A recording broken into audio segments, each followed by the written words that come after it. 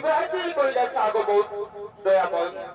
আপনি পঞ্চবদনে কৃষ্ণ নাম করেন, আমিও কৃষ্ণ নাম করি, কিন্তু এই নামের মহিমা যে কি তা তো আমি জানি না। তাই জানবার জন্য আপনার কাছে ছুটে এসেছি।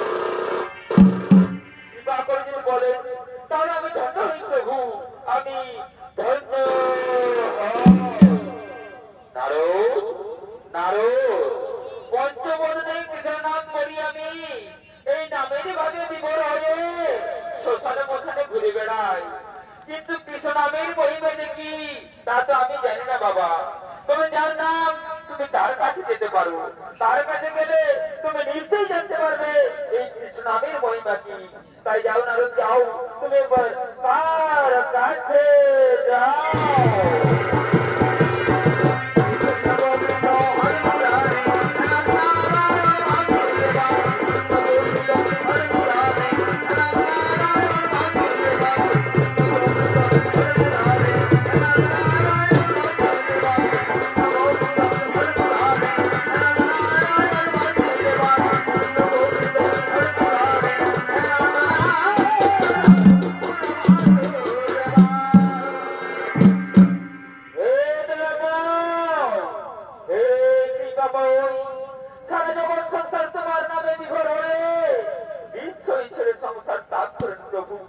কিন্তু প্রভু এই কৃষ্ণ নামের মহিমা কি তা তো কেউ জানে না দয়াময়, আমিও জানি না।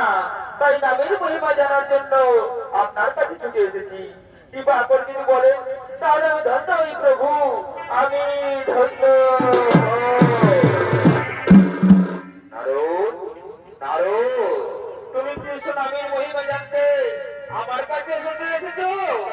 আমিও তো বলতে পারবো না বাবা। তুমি আমার নামকে ভালোবেসে যারা সর্বোচ্চ ত্যাগ করছে তোমাকে তাদের কাছে যেতে হবে।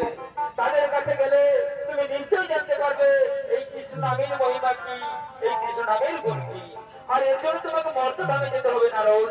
মরতে গেলে এই কৃষ্ণ নামের মহিমা কি, এই কৃষ্ণ নামের গুণ কি তা তুমি অবশ্যই জানতে পারবে।